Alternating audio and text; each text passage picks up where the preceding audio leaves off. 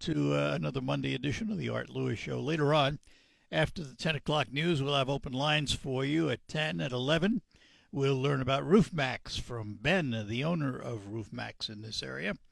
But for this hour, we're going to talk about education with a parochial slant, Catholic to be specific, because we're going to talk about All Saints and Catholic education with some folks who are involved. First of all, the president and principal of All Saints. We say good morning to Sarah Dowling Anderson. Good morning. Good morning. How are you? I'm good. How are you? That's good. I'm very well, thank you. Also, the director of development is with us, and she is Amanda King. Good morning. Good morning. Good to see you. And there's another guy here, but, you hear him regularly on the radio on the Behind the Mitten show because he is the one and only John Gonzalez. Morning, Gonzo. Good morning, Art. How you doing today? We're doing well. Gonzo is not just the host of Behind the Mitten, but he is also the director of communications for the Saginaw Diocese. And, of course, for many, many years, you read him on MLive and all that good stuff. So, let me ask this one right off the top, Sarah. Okay.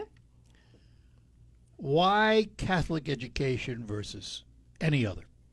So Catholic education is very different, right? So your children become strong in academics, but they also have the opportunity to build in their faith and grow in their confidence in that way as well. And in terms of outcomes, how do you compare to public schools or any other school? Right. So we have almost all of our kids. Last year we only had 2 that did not go on to college, and that is very consistent. And those, they go on to either a vocation or the military or into the trades. So all of our kids are very successful after they leave, and on average they earn over $80,000 in scholarships a year, which doesn't sound like a lot, but when we graduate 12 kids versus a public school that's graduating more, that's a lot of money. And considering what it costs to go to college today, $80,000 is probably a decent number. Yes. And I was glad to hear about those 2 that didn't go to college, because I have said for decades that we've spent too much time pushing college at the sacrifice of the trades. And now all of a sudden we need tradespeople. Where are we finding them? Right. Yes. So I'm glad to hear that at least a couple of them found their way to the trades. So how long have you been involved in Catholic education? So this is my 3rd year at All Saints. Prior to being at All Saints, I was in the parochial world on being on a school board. Prior to that, I worked charter schools and public schools. So I've seen all of the realms of education. What brought you to All Saints and the presidency? Right. So it's a kind of a weird story, actually. I had applied for the position. I'm glad to hear that, because usually it's Gonzo that has the weird stories. No, this is a good one. I had actually applied the year prior to getting the job, and after some conversations, just wasn't ready. It just wasn't the time for me to leave the charter school where I was in Mount Pleasant, and then decided I was done at the charter school. My time had been done there, and I was like, what am I going to do next? Well, then I looked, and the job was open again, and I was like, this is weird, right? Like, why is this job open again? So then I kept telling my husband, like, this job is open. Like, I keep going back. Every day I keep checking. And I was like, maybe I messed up. I said no the first time. And so I don't know. I hemmed and hawed for about 3 weeks. And then I was like, nope, I'm going to reach out. So I reached out to the superintendent and said, I see this position is open. I'd like to be reconsidered. It was just the time. I can't explain. Like, I just was like, this is where I need to be. This is my calling right now, and this is the plan that God has for me. And I've been there 3 years now. And I guess I wonder about the title, because in most schools, president means the school board. Correct. Principal runs the school. Yes. So do you do both? I do both. I run the whole organization as the president, in collaboration now with Bishop Gruss. And so we are working hand in hand, which is a blessing in itself to be able to have him so involved in our school and supportive. He's ready to go. He's ready to make this school great, and we're going to be that beacon of excellence in the area. And so I do all of those things. Now, on the other side, I'm also the middle school, high school principal. So I do both things. Middle school, too. Yes, middle school and high school. We have an elementary principal and an early childhood director that handle those programs. But Just don't tell me you spend all day teaching in the classroom. I do not teach. I do not. Well, I shouldn't say that. Sometimes we don't have subs, right? They're hard to find. So there are times. I did teach science last year for about a month in 6th grade. So that was exciting. And spend some time. We have actually babies, so birth to 12th grade on our campus, which is really unheard of in this area. So there's times I get to go over and snuggle babies. And then there's times I'm helping seniors figure out what they want to do next with their life. There's been, over the years, consolidation in many educational circles, including the Catholic schools. How are you doing now with enrollment? Right. What's the future look like? So our enrollment is You up. should leave that for your development person. I know, right? I should have put them in the hot seat. This year we had 253 students, which is the highest we've had in several years. And then we just opened re-verification where current families can put all their information in. But open enrollment is 2. You go on our website, you can click the button, and you can enroll. And so we are growing. We have added courses for our high school students, photography, zoology, and botany. Lots of different courses added for our kids so they can experience different things.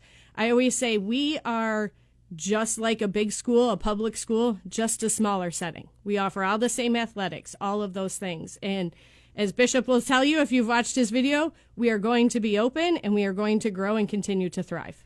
So what's the key to development?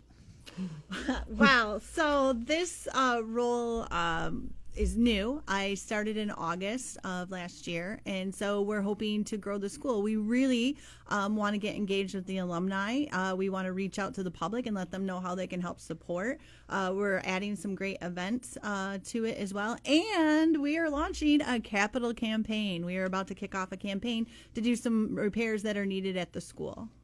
So what do you tell parents as to why they should send their youngsters to All Saints? All Saints is a very special place. The kids are like family there. They all know each other. They grow up with each other. There's kids that all come from different backgrounds, and they might not be best friends, but they all respect each other. I would say there's always going to be bullying, but it's not like it's very. I shouldn't say bullying. It's the kids, they get along. Even if they don't like each other, they just avoid the other person. They don't like them. But it's such a small school that your kid can really grow and thrive there and find their niche. And it's a really great place to be. Yeah, I have one question, but I'll ask Gonzo to keep you off the hook. When I grew up in New York City, a Jewish kid from the Bronx, our perception of Catholic schools, and a lot of my friends went to them, were nuns with a ruler that weren't afraid to rap you across the knuckles. How has it changed, John? Yeah, no, it's changed so much. So prior to coming to the Diocese of Saginaw, I spent some time on the west side in Grand Rapids and got to spend 2 years working at a Catholic high school, West Catholic High School on the west side there. And my eyes were open to a Catholic education and what it can mean for young people. You know, Amanda mentioned how, sometimes kids are kids and you have situations that you have to deal with. And the way that the world is today with technology and all that's out there, I think all children, all young people are just bombarded with these messages, right? And I think that a Catholic education always keeps God center, right? It keeps our faith at the center of everything and everything that we do. And when I was at West Catholic, I was like, oh my goodness, eyes opened. We can pray before class. We can pray before sporting events. We can pray before the robotics team goes to a competition. We can pray with our discernment group. We can pray all day and be really open about why we are here, why God created us. And that's the part that I think a lot of parents are searching for. So for anyone listening right now, going like, you know what, I want my child to be in an environment where that it's more than just about academic success or more than athletic success. It's about being a successful person, being well grounded in your faith, being confident to ask questions, being confident in the person that God created you and discovering who that person is. And a place like All Saints Catholic in Bay City gives you that. Any one of our Catholic schools will give you that and more, something that you won't even know that you needed it'll give you that. So that's different than like you said, Art. When we grew up, it was like It was nuns and rulers. I mean, that was the image we had. yeah. And my friends that went to Catholic school confirmed it. I mean, Yeah, right. I know it's so different. The mindset is different today, and you see this swelling happening all across the country right now. Right, people are searching for the truth and identity, and what are we created for? Like, what is our purpose in life? And if we don't start teaching that at the younger levels, when they're infants, to when they leave us and go on to different trade school or a second or a university setting, they have to be, if they're going to a secular school or a university where they're going to be introduced to so many different things, right? And if they're not well grounded in their faith, they're going to have a difficult time in that transition. no, that's true in life right? too. I mean, It is, yeah. So that's why. So I mean, it wasn't very likely when I grew up that a Jewish kid would go to a Catholic school. But other Christians can come to your school, can't they? Correct. Any youngster can come to Anyone your school, can right? come to our school. Yep. And they get the same experience as someone who is in the Catholic faith. So they get to go to Mass. We pray several times a day. They get to experience anything that someone would in the Catholic Church, but we also, through religion and theology classes, learn about their religion. And so creating that respect of understanding between, we may think differently about who God is or what he does, and that's okay. So it's creating not that bias, but that welcoming collaboration. There are probably many things I would like to see transferred into the secular public schools. But there's one thing I have said ever since I've been in radio, which is 60 some odd years. I think every student should be required to take a comparative religion course where they are taught about all of the religions and atheism and agnostics so that they understand what other people believe and think. I've said that forever. Glad that you do it. All right, we're going to take a break, come back with all our guests as we talk about Catholic education and more specifically All Saints in Bay City. Right now, here we're going to give you a chance to win some money here on WSGW. You have a chance to...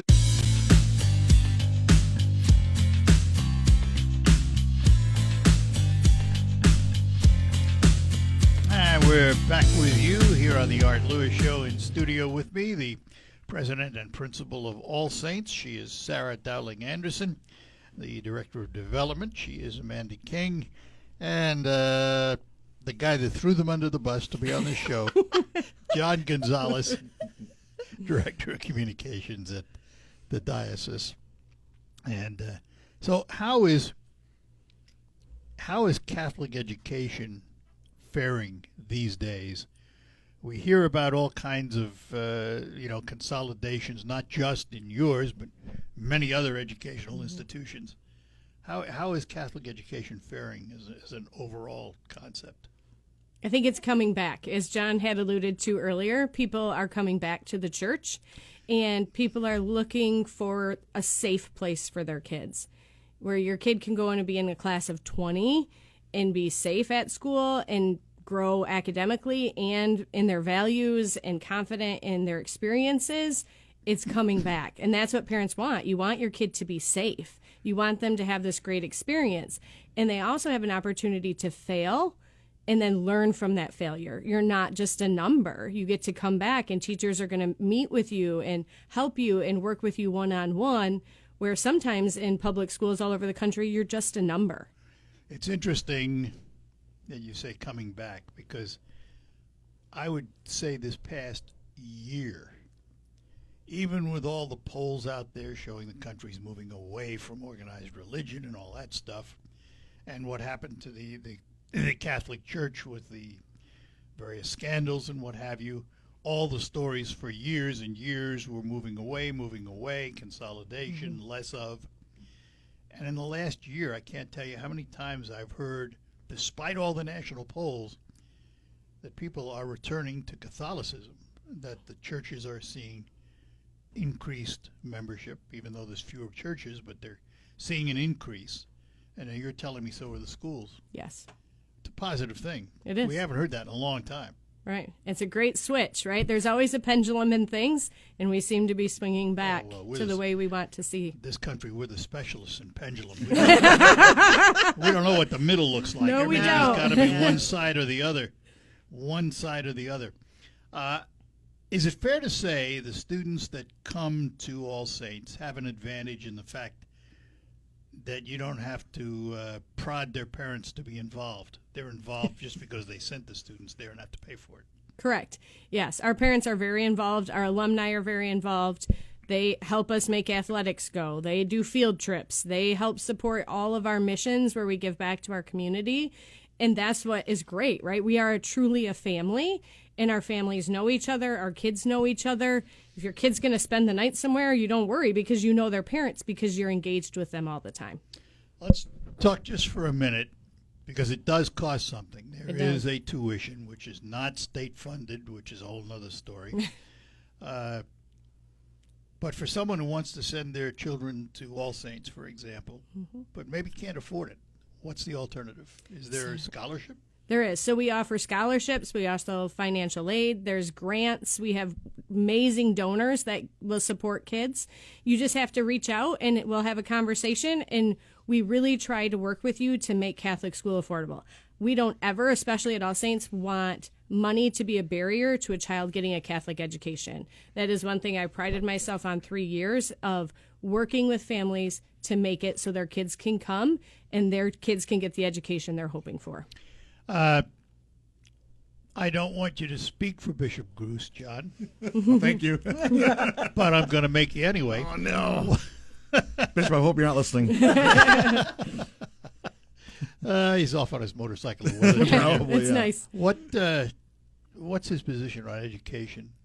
Oh, no, Bishop is a huge supporter of Catholic education, and that's why you see him involved with what's going on at All Saints Catholic. And we say All Saints Catholic because we want to make sure that the people that are coming in those doors understand that what we're all about in Bay City at All Saints. So, and Bishop made that real clear. Bishop has had spent a lot of time with Sarah and her team, has been physically in the school.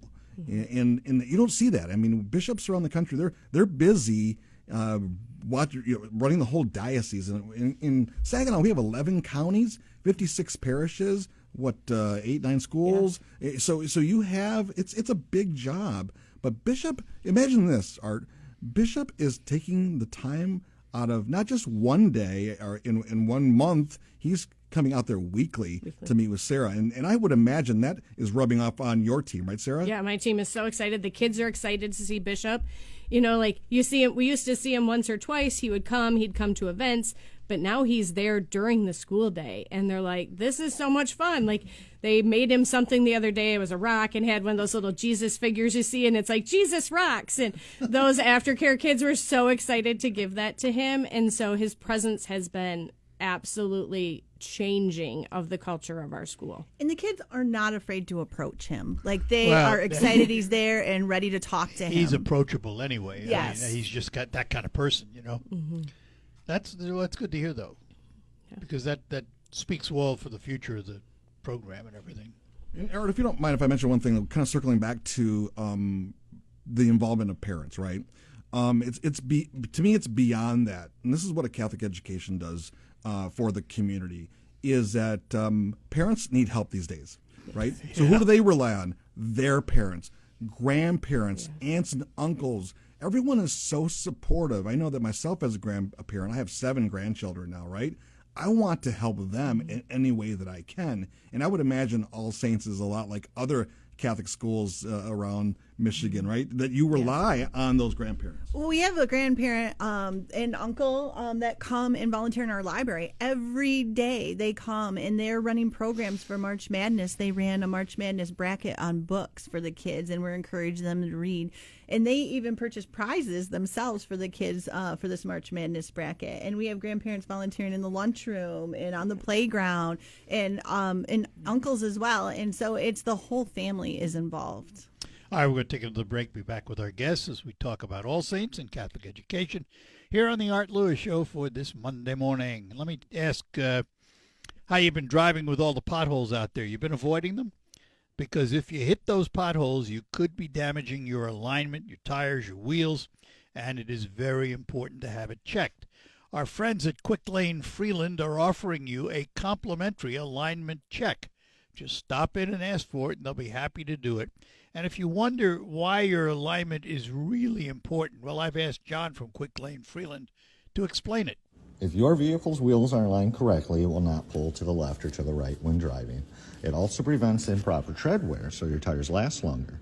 A wheel alignment should be checked often because normal steering wear and tear can cause your alignment to go out in addition to potholes and railroad crossings. A correct alignment also reduces rolling resistance on your tires for better fuel mileage. Thanks, John. And if, by the way, they tell you you might need new tires because of damage or because they're worn, remember that at Quick Lane Freeland, they sell all their tires at just $5 over cost. But get that complimentary alignment today at Quick Lane Freeland, part of the McDonald Ford property. McDonald Ford and Quick Lane Freeland, two names, standing ready to help you with all your automotive needs in 2026. Gotta go. And we're back with you on the Art Lewis Show. We are talking to Sarah Dowling Anderson. She is the principal and president of All Saints. The director of development is Amanda King, and from the diocese, it's director of communications, John Gonzalez, with us this morning.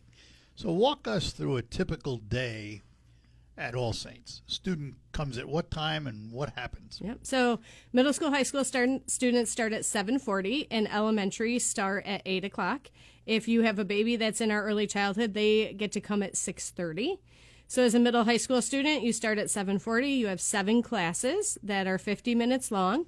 The only changes on Wednesdays, we go to Mass from 8:30 to 9:30 right there across the parking lot at St. James with Father Jose does Mass for us weekly. And then elementary goes on Thursday. So they run the same schedule, but they have their classes 1st through 4th hour. Then they go to lunch, and lunch is a little bit different. Our middle school shares with our elementary. And our high schoolers are at lunch at the same time as our preschoolers. And so there's that bond that you wouldn't expect, but they do love each other. They love to see each other and high five and make those connections early.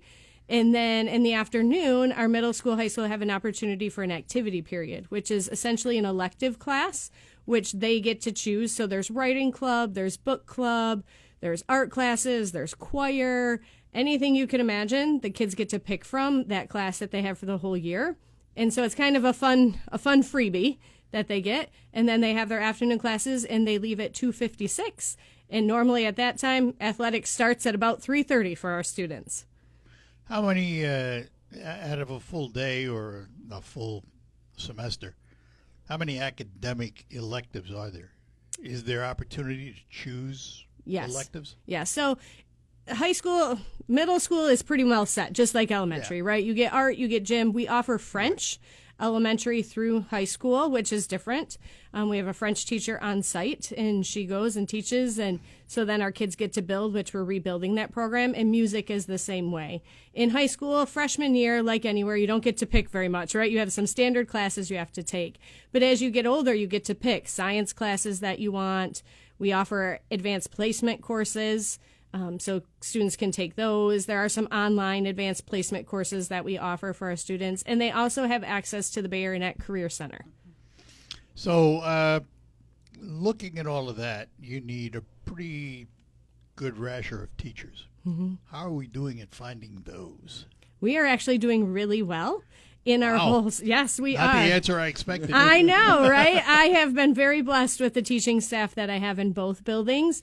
And out of our teaching staff, as you see right now, people are doing alternate routes, right? They had a career before and then decided to become a teacher and are working on their certification. Out of all of our staff, we only have 3 that are working on an alternate route. Everyone else is a certified teacher with the state of Michigan. Which is pretty interesting since, the state, like others around the country, chooses not to provide student aid to parochial schools. Yes. But they do insist you follow their rules. 100%. Funny thing about that. Yes. Just, that always amaze me. We'll take a quick break and come back with our guests and talk more about Catholic education and All Saints in a moment. I'm talking to attorney Jerry. All right, we're back with you. talking to Sarah Dowling Anderson. She is the president and principal of All Saints in Bay City. The director of development is with us, Amanda King, and from the diocese, the director of communications, he is John Gonzalez. So let's talk about enrollment. If someone is interested in All Saints, we're near the end of the school year. Mm-hmm. So let's say, September starts again? Yep, end of August. End of August. So what does someone who's interested need to do? So they can go onto our website, which is ascbaycity.org. And if you click on there, there's links that'll take you, and you can send an inquiry through the internet, or you can just give the school a call, and we will set up a time where I will meet with them, or our admissions or development person will meet with them. We also allow students to come and spend the day. So if you're like, we aren't sure, we're trying to convince our kid, we love for kids to come and spend a day and see what it's like. And so we let them we split their day. So if you're going to be an 8th grader, you're going to spend half a day with 8th grade, but then half a day in with the 9th graders, so you can see what next year is going to be like. And what's the process for actually enrollment? How long does that take? We can get someone enrolled within 24 hours. It's all done online. Are there qualifications? No. There is not. You go in, you put all your information in, just like you would at a doctor's office, say, where you're like, here's my name, my address, fill out all that paperwork that you would fill out online, and then we get in contact with you, and we like to give teachers 24 hours notice. And let's talk about financial aid. Someone comes in and they say, well, we'd love to, but. Yes. So what do they need to do to demonstrate their need? So when they fill out the information to enroll their student, there is, again, an online process where they put their tax information in. And then we look at that and we come back with a number, and that's a phone call. We'll call you and say this is what it's going to be, and we can set up a meeting if they're unable to meet that amount and see what other financial aid and scholarships they would qualify for. Does the diocese, John, provide those scholarships, or is that individual schools having to build their own war chest, so to speak? Yeah, most schools handle that themselves. We don't have like a place, but there are the resources. Different organizations do different things. So we might have the foundation do some things, offer some different opportunities for that. But for the most part, we let each school handle their scholarships. And in terms of age, what's the approximate age groups we're talking about here? So we have babies, any baby from 6 weeks and up, all the way. So you have a nursery? We do. Really? We do. So 6 weeks, and sometimes they start at 4, but it's usually about 6 weeks old. They can enroll into our birth classroom that we have all the way up through 12th grade, which are usually kids are about 17 or 18. And what's the return rate? Someone enters their youngster maybe in elementary school. Mm-hmm. Do they stay with you usually? They do. Once we can get families in the door, they stay. People are super excited that I can start my child in one place, even in daycare, right, in nursery, and that child can be with us through their entire educational career. However, parents are responsible for transportation. Correct. We do not have busing. We do have a bus that helps with athletic events and field trips, but we do not offer daily busing. So